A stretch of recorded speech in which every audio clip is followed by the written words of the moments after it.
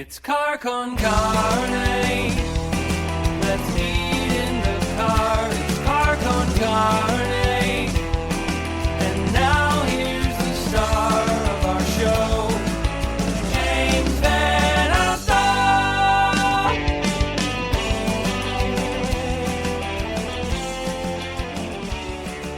This right here is Car Con Carne, sponsored by Easy Automation, easy-automation.net. Transform your living space with cutting-edge home automation. Experience seamless control over audio, video, lighting, climate, security, and more.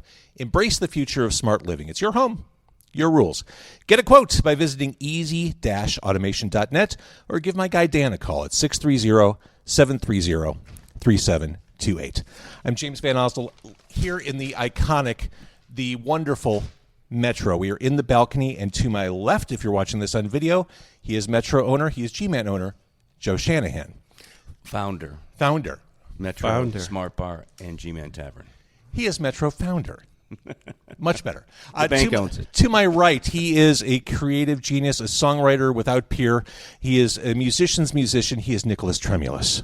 Founder of Nicholas Tremulis. I founded myself. So Nicholas Tremulis and the Prodigals present Boneyard Rhapsody number 65 with DJ Joe Shanahan, founder, and special guests. This is happening January 4th here at Metro. The obvious question, can the Metro stage withstand the girth of a Nicholas Tremulis band? Maybe one of the only stages that can and always has. Yeah. You have to remember those waltz shows. I mean, we had way too many people on stage at the same time, How and many it never you think looked at one tight. time? 20? Yeah. Oh, this is what risers and everything else. I could I do know. you tempting me? I should call 5 more guys, shouldn't I? You should. You're He going knows light 5 more on me. guys. Yeah. So the Prodigals is 15? This one is 15, yeah.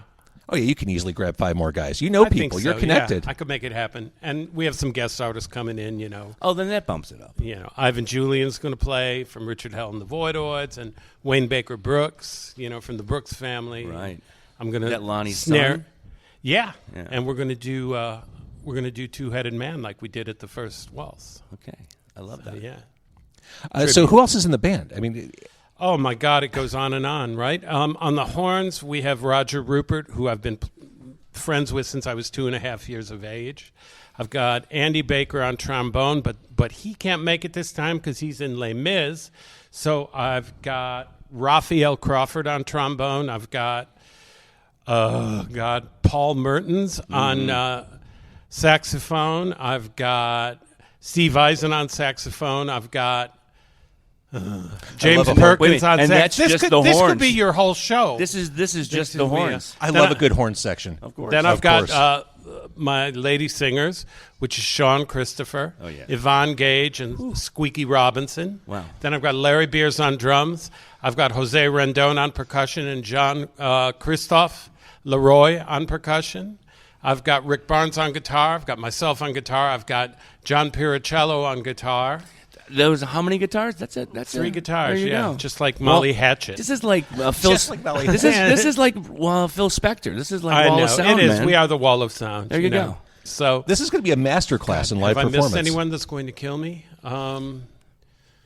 Isaiah Obi will be coming up to rap, which will be great. It's great. Joe Shanahan's going to be spinning, Yeah. which is how we met in the first place. Don't forget Jose. I've been. I did. Jose Rendon. I've been spinning plates at Metro for 42 years, Nick. So I know. Nothing new. You gonna have me on stage to spin plates or what? Yeah, that's what you're going to do. No, we're going to do a thing.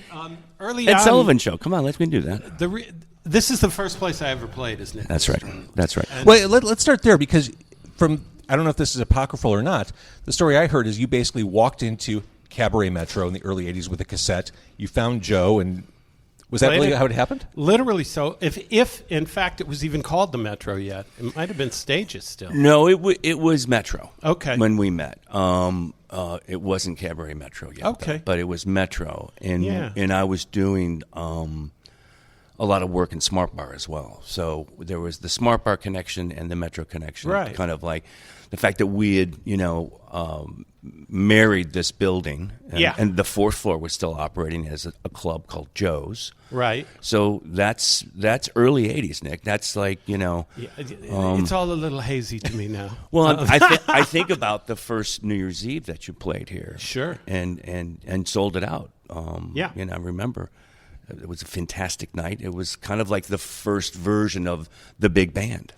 No, it really was. And we were so excited at the end of it. I can remember we were getting paid. I said, let's just all split it up and go fishing. That was my idea. It's funny you say that because I almost did that. Yeah. I gave you half. I gave Joe Prino, my partner, half. I took the other half. I went to Mexico. See? We should have all and gone drove to around Mexico. for a month. We should have all gone to Mexico together. I adopted a monkey for But we were couple always, of weeks. the thing is that right from the beginning, Joe and I were exchanging records, talking about songs. We were both what I would call East Coast worshipers at the time because the DJ scene had happened. Joe I'd seen spin, and it was the first time I'd ever heard a DJ where I would consider it art. It totally changed my mind on what DJing was, you know? And so consequently, we were just always turning each other on to stuff. Yeah, Nick, you and I have this love for records, for one thing, but also just the idea of the song and the songwriting. I mean, it could be a Leonard Cohen song, it could be a P-Funk song, and it's somewhat the same message, and everything else in between. So I think that that's sort of like what enamored me, and our friendship grew out of the fact that we both really liked songs, and we would talk about, did you hear this song? And then we discovered Prince, and then we discovered all these things that were in effect true. influencing us. The other great thing is Joe lived one block from me, and I would get a call at 2 a.m. What are you doing? I go, I'm just hanging out. He goes, man, I just got this record. You got to hear it. And I run over there. We would do this to each other all the time. Yeah. I lived on Grace and Halstead, yeah. Yeah. And you lived on Bradley Place? Yeah. Yeah, I remember. Right. Yeah. So we would I remember just the do house. that for each other all the time. He'd come over. The then security manager of the bar lived beneath me. My bass player lived upstairs from me. And going back to the early to mid 80s in what is now Wrigleyville or Lakeview. Yeah. I mean, it was all us. It was our community. We all lived here. It was cheap to live here. It was all of our friends, whether they were painters, whether they were poets, whether they were musicians, or whether they were just, hanging out. And we had a great time with that. That's what it really was. It was like family, And because of that, we were constantly turning each other on to stuff. When I got signed to Island, because I was friends with Sly and Robbie, I came back to the club and brought him a test pressing of Pull Up to the Bumper.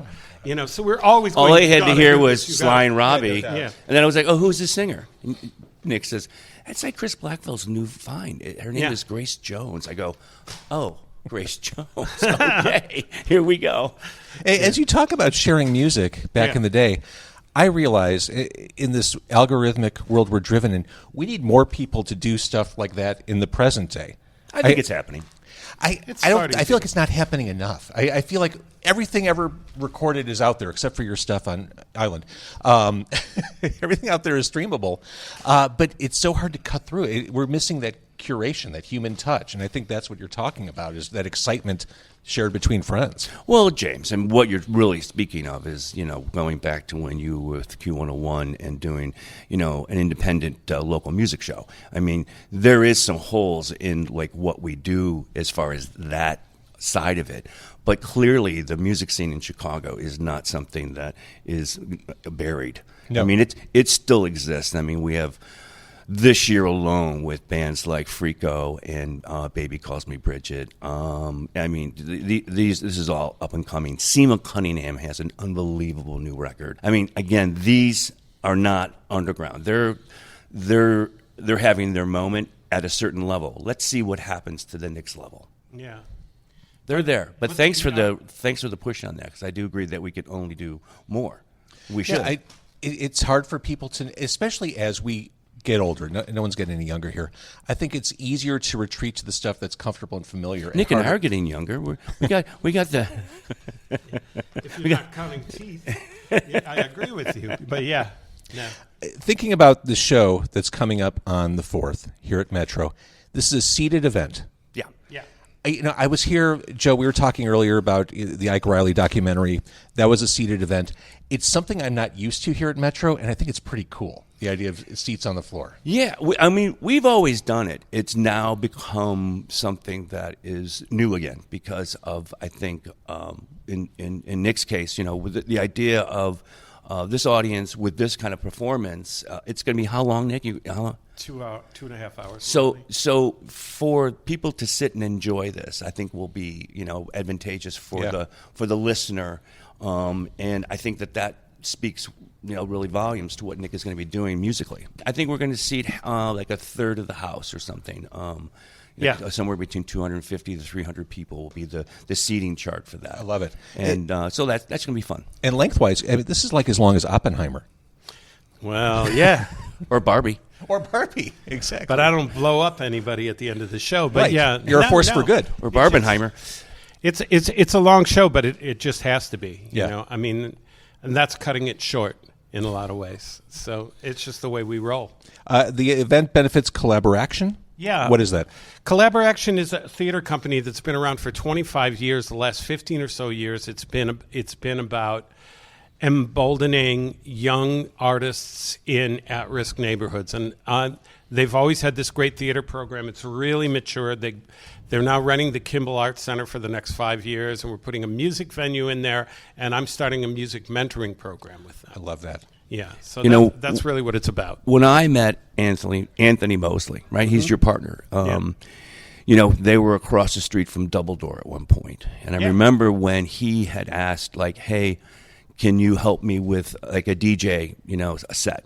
And I said, yeah, I'll help you. I'll do something, but I want you to hire my daughter. And so he hired my daughter, Tara, and Tara was one of I remember Lady D being there. I remember certain people being around and like saying, who is this 14-year-old, 15-year-old kid playing ESG records? And I was like, that's my daughter. That's good. And so I was Tara's roadie that day. And nice. Anthony remembers me bringing the turntables. He said, yeah, DJ. I go, do you have a DJ rig? He's like, what's that? I said, well, I'll just bring my own. Yeah. So he's a great guy doing great work. No, he is. And so I'm teaming up with him. And this year in July, we're starting a youth music program over there. I think that's lovely. And it's something I realize as I get older is I want to do more to give back. Yeah. And I think you reach a certain point, it's like, yeah, I've done a lot of cool shit. What can I do now to help other people? Well, that's just it. I'm turning 65. And all of a sudden you just go, okay, am I going to keep going this way or am I going to change some things? I'm going to keep making weirdo records because I ain't stale yet. But I didn't want to teach at Columbia College anymore. It's a fine institution, but... it ran its course, right? Yeah, it ran its course for me. I taught there 12 years, and now I want to mentor young people in high school. So, Nick, before you've the been rest giving of the back world messes them up. You've been mentoring and giving back to young people for decades, and As long as it always feels better. So this next step, as far as the educational piece with Anthony, I don't know much about it personally, but I know that if you guys are going to be working on it, I'm sure it's going to be good. Oh, I think it's going to be amazing. Yeah. And basically, is it a school? Is it a school? It's basically a school. It's not going to be an accredited school. It's more like a mentorship program. It's everything I thought about college that was wrong and the right things I'm bringing in and some extra stuff. I'm making artists. I'm making trouble. Yeah, okay, there you go. I'm not making people tagline. that are going to maybe make it into college. I'm just making artists who are not afraid to speak. There you go. I love that. I'm making little monsters. Right. Outside the lines. Great. Yeah. Love that. That's Yeah. fantastic. We need more of that, James. Yeah. I totally agree. That's where the community comes together, is when you're able to work outside of the parameters of, let's say, higher education or even record labels, radio stations, when you can kind of do your own thing. That's where the youth. That's where the of stuff America- happens. Yeah, that's where it happens. And that, unfortunately, colleges for the most part teach you to be good clerks in music. It's just how they are. Good writers, good people on a movie set. I want knuckleheads. I think that we should be teaching kids how to be abstract and all the great things that Impressionism brings to things. We've lost that language. Oh, Nick, you got to read the memoir I'm reading right now. What are you reading, man? Quincy Jones. Nice. I'm telling you, he says those words. He says those words, and how Right. you have to think.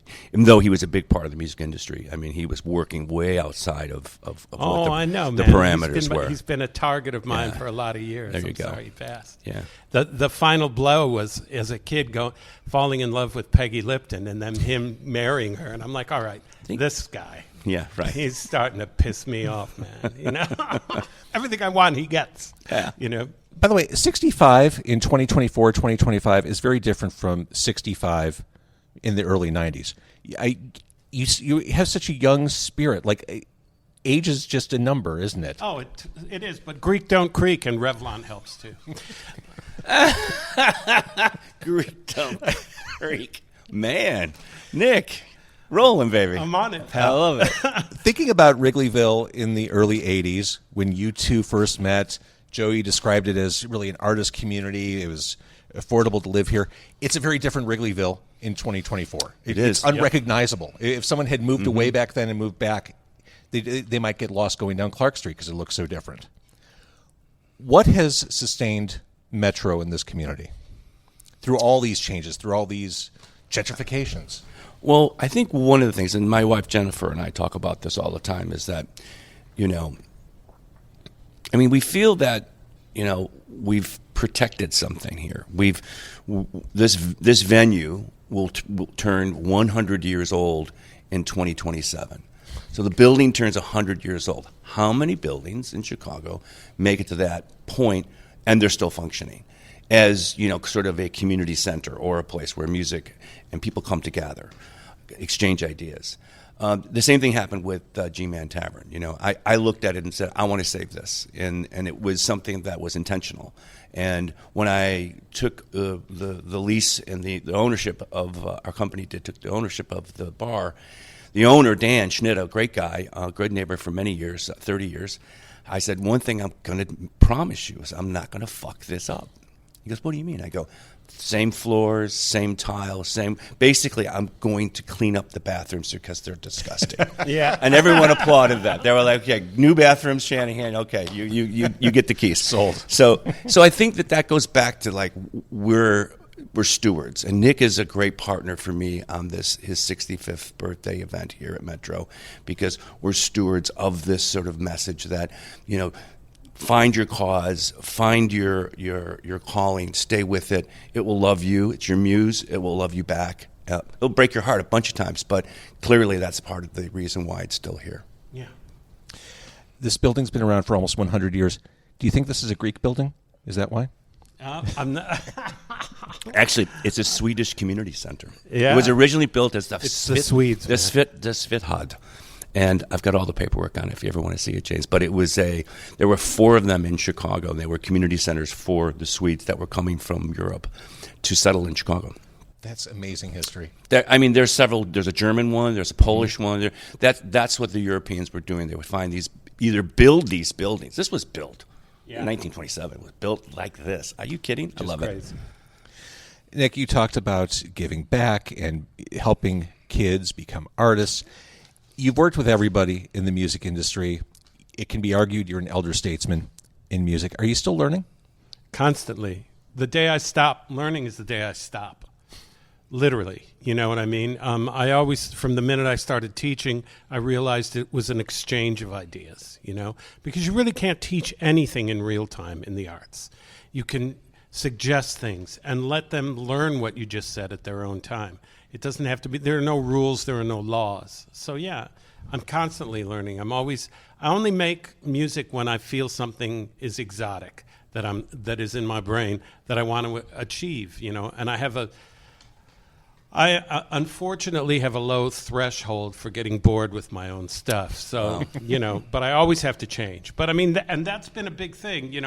Norm Weiner, when he was the head of XRT, said to me, listen, we'll keep playing your records as long as they don't sound the same from record to record. He says, the minute you start repeating yourself, you're off the air. Said that. Right? Right. I remember when he said that. So that's what I'm saying. And other things about XRT, I'll say this with the things, because I would bring records that my friends had done in like Nashville or Los Angeles, because I had the radio show for a while. Right. And Norm would say to me, this is really slick. And I go, yeah. And he'd go, we don't do slick. I always thought that was great. I think it's interesting because, let me just tag on that for a second, because, again, my wife, I'm just celebrating our 35th anniversary yesterday, which was my birthday. I know, got married on my birthday, which is wild. That's why you didn't get an invitation to the wedding. Right. Actually, there's only 10 people there. But the idea of learning and boredom is really interesting, because she always reminds me that if I'm not learning, I get bored.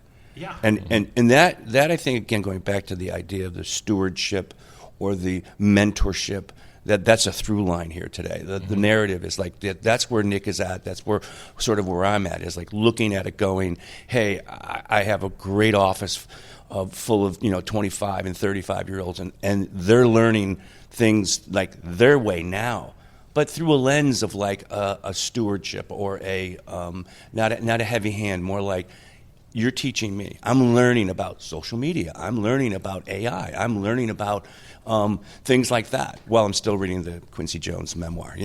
Old school. So Nicholas Tremulis and the Prodigals present Boneyard Rhapsody number 65 with DJ Joe Shanahan and special guests. When you DJ, I mean, you're playing records. You're not using software. You're bringing a crate. I'm bringing a box. I'm bringing a crate. Digging in the crates, which is kind of a thing I'm going to have to go deep for Nick, because there'll be some surprises that he'll say, "Oh, I can't believe you just played that weird Marianne Faithfull remix or something." But someone you worked with. I may just make that part of it. I might just like play into like those you worked with over the years. Lord. So why not hear the band, and why not hear Richard Hell? Why not? I think so I'm not really a DJ in the sense that like a Jesse De La Pena is, or a Louis Vega is, or a Derek Carter is. Hats off to those guys. I'm more of a selector now. I play records. I do some mixing, but most of it is just segue level. So that's where my head's at these days, is playing the right records. Yeah, this is curation. You're a trusted music source. Thank you very much. People want to hear what you're going to pull out. Housekeeping seal of approval. JVO. Thinking about Metro and its longevity, its endurance, I feel like new music venues keep popping up in Chicago, and I'm sure you're well aware of that. Is this sustainable? Will the bottom drop out on the live music scene in Chicago? I mean, I'm maybe not the oracle for this. I do think that if it's a good idea, the money will follow. So, like, who are you working with? Who is your audience? Are you going to be multi-genre? Are you going to, what's the price of your drinks? What's the price of your tickets? I think that's what substantiates a good scene for us. Over the 40 years that we've been here, we try to be fair with all that, and give a wide variety of programming. And variety, Nick, is kind of where you and I kind of tag team back in the days when we were doing Funky Booty is King in Smart Bar. But it was about the variety of things. I mean, it was about like playing Horace Andy, the reggae version, and then playing, Massive Attack. Finding those through threads. Finding Gil Scott-Heron and Terry Collier, and where does that mix? Where is that met with the Last Poets? And so we go that direction, and then just go punk rock stuff. We just heavy, whether it would be Henry Rollins or it would be these, Naked Ray Gun, the Effigies, Big Black. All of that lived in this building, and we were proud of that heritage as far as our Chicago community. I'm sure you get all the time, Joe, people who see you in public, they want to tell you what the best Metro memory of their lives is. Yeah, I get that all the time. How cool is that? It's great. I love it. I usually stop and make sure I hear that story out, because I think that there's some gems in there for sure. Probably stuff you've forgotten about. I mean, certainly. Some of them I was probably in the room but wasn't paying attention, But I think that Nick, you must have a couple of good memories. Yeah, I think my favorite show, and only because it kind of solidified our relationship, was opening for Grandmaster Flash and the Furious Five. Yeah, it's a good one. And my wife still says that's her favorite show. Yeah, that was a good one. You're right. But there was something about the fact that we'd been listening to these 12-inch things, that we started Funky Booty is King because we heard musicians. We're starting to play with DJs. The next week we started Thursday nights, and we were doing it. Right. So that show to me was like, here's all the, this is the band. When we both heard the message, we looked at each other like, what the fuck? Absolutely.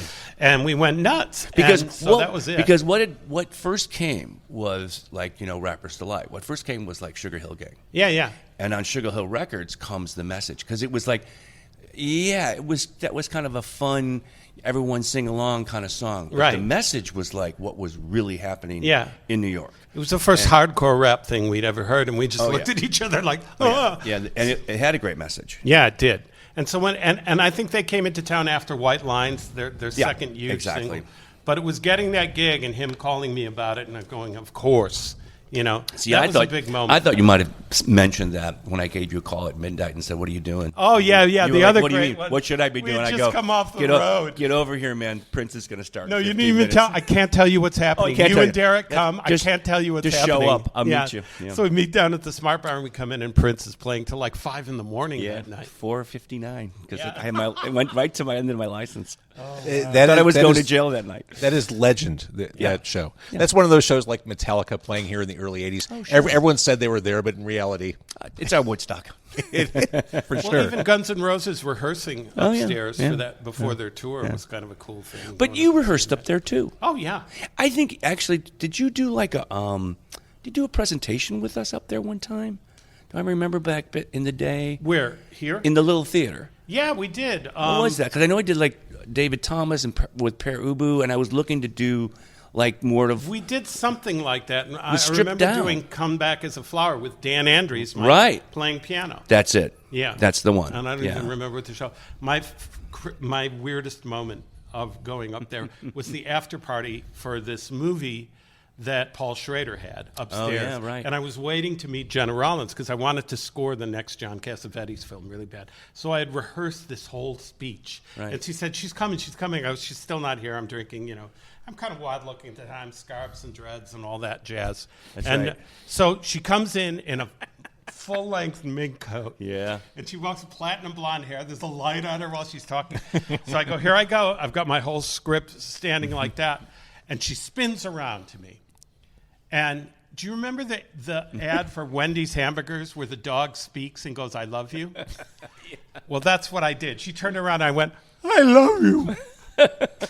That's all I could say. That's all you could and say. She walked. She That said, was your moment. So- That was she said, it. "Oh, that's nice," and walked out So of the room. that was just around the corner, the light of day, with Michael Yeah. J. Fox and, Right. and Joan Jett. And Jolly was in that And Jolly was in it. It wasn't the Metro. They used the Metro and turned it into the Agora. Yeah.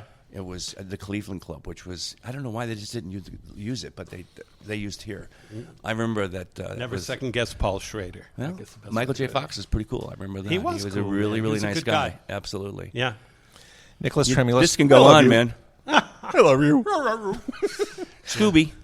Okay, to summarize, Nicholas Tremulis and the Prodigals, right here, Boneyard Rhapsody, number 65 at Metro, where we're sitting right now. The show is a Saturday night. It is seated. It'll be comfortable. It's going to be epic. January 4th at Metro. Joe Shanahan curating, spinning, setting the tone on that bill. I like that. Special guests, Ivan Julian, you mentioned.